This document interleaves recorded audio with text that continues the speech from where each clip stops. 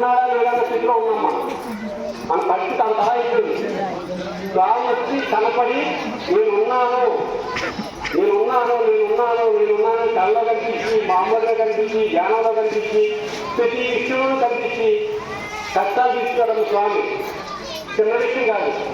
ఎందుకంటే స్వామి 40 నిమిషంలో ఉద్యోగం చేయడానికి వచ్చారు. ఆ భాగంగా తొందూరు భాగంలో ఫస్ట్ సారి వెళ్ళారమ్మా. పనులు చాలా జనం వచ్చేపోవడం, 3 గుంటలు వెళ్ళాలా కుదరక చంద్రపాలు అనుకోకుండా స్వామి నక్షత్రం రోజునే స్వామి వారు ఇక్కడికి వచ్చి నారాయణ గారి సన్నిధిలో లక్ష్మీ నరసింహస్వామి వచ్చి కూర్చున్నారమ్మా. ఈ 2 సంవత్సరాలకు వచ్చి ఇక్కడ ముందు వచ్చి ఇక్కడ ధ్యానం చేశారు. అప్పుడు ఎవరో లేదనుకోండి, నేను ధ్యానం చేసి వెళ్ళాను. అప్పుడు ఎవరో చెప్తే వాళ్ళ దగ్గర ఉందంటే అప్పుడు స్వామివారు అనుకున్నప్పుడు ఇక్కడికి వచ్చి ధ్యానం చేశాను. అదే ప్లేస్లో స్వామివారు నుంచి పెట్టాము. స్వామివారు అక్కడ నిజంగా కూర్చొని ఉన్నారమ్మా. మన కళ్ళకు ఇప్పుడు గుడ్డోడు ఉన్నారు.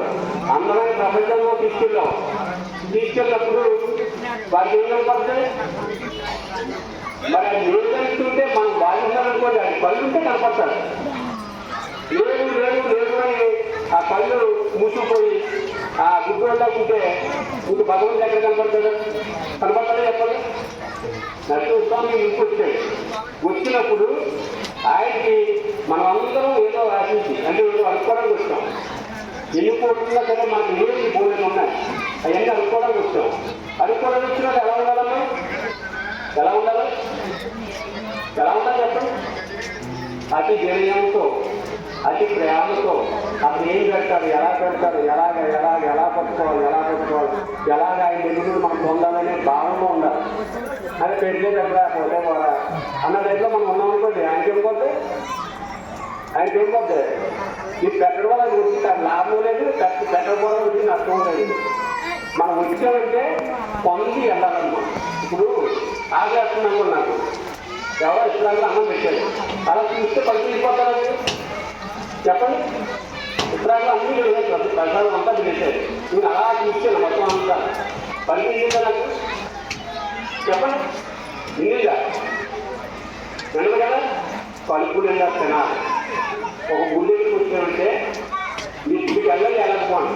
వెళ్ళిన రోజు మాత్రం కంపల్సరీగా దానికి ఒక పద్ధతి ఉంటుంది. ఆ పద్ధతి పాటిస్తే పూర్ణ పద్ధతి మనకు వస్తుంది. అంతేగాని ఇదే వచ్చాం కంగారు ఇంటికి వెళ్తే ప్రాణంలో లేదా ఏ పప్పు చేస్తాం పరిగెడతాం గుడికి. ఎందుకు పరిగెడతాం అంటే వెళ్ళిపోతాం. ఆ కొబ్బరికాయ చేస్తాం, గడిగడమని చేస్తాం. ఆ పండుగ గమ్య పప్పది ఏది బాబు ఎక్కడ చేసి వెళ్ళిపోతాం అంటారు. ఆ పాప పండుగ ఏం చేస్తారు? అదో పద్ధతి ఉంటుంది. ఆ పద్ధతి మనకు ఫాలో అవ్వాలి. ఇప్పుడు అన్నంటే ఒక అరగంట పడుతున్నాం,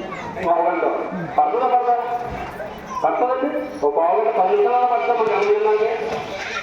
మరి అలాగే భగవంతుడే పనుకోవడానికి పొందడానికి మనం గుర్తు పెట్టినప్పుడు ఒక పావుగంట ఒక అరగంట కేటాయించుకోవాలి. అది ఖాళీ ఉన్నాం కదండి. తక్కువ ఇప్పుడు అన్ని పనులు ఇంటికి పెట్టుకొని మీరు పొడవుగా ఇంకో 10 చేస్తలేదు. అన్ని క్లీన్ చేసుకున్నాలో పిల్లలు ప్రశాంతంగా ఒక 10 నిమిషాలు అక్కడ కూర్చోండి. ఎందువల్లంటే మీరు ఎప్పుడైతే గుళ్ళోకి వెళ్ళారో గుడ్డకి ఒక ఆరాధన ఉంటుందమ్మా. ఆవరణ అంటారు కదా. ఆరా అంటే ఒక దగ్గర ధ్యానం చేసుకుని అప్పుడు ఆరా అంటారు. ఎప్పుడైతే ఇప్పుడు ఇక్కడ మీరు ఉన్నారు, ఇక్కడ ఒక స్వామి చూడడానికి వచ్చారమ్మా. మీరు అందరూ వచ్చినప్పుడు మీకు ఒక ఆరా ఉంటుందమ్మా. అంటే ఆరా అంటే అతను వ్యాపించిన ప్రదేశం అనమాట. అతను కొంత దూరం వ్యాపించి ఉంటాడు. మీరు ఉన్నారనుకోండి ఇక్కడ ఉన్నట్టు కాదు, అంత ముప్పు వరకు వ్యాపించి ఉన్నాడు. మీరందరూ కూడా ఆయన ఒళ్ళో కూర్చొని ఉన్నారు. కవితలో ఒళ్ళో కూర్చున్నప్పుడు పొందితే ఆ నాన్న నాకు ఇది కావాలన్నా, అమ్మాయికి కావాలన్నా అని నెమ్మదిగా వెళ్ళనుకోండి. పెట్టరా మన ఒళ్ళో కూర్చో, ఆయన ఒళ్ళో కూర్చొని మనం ఏ పక్కన చేస్తాం అనుకోండి. ఒక నెమ్మగా కొట్టి ఎక్కడ బయట అంటారు అంటారు చెప్పండి. ఎంత చేసుకోండి భగవంతుడు అంటే ముందు భయం లేదమ్మా మనుషులకి.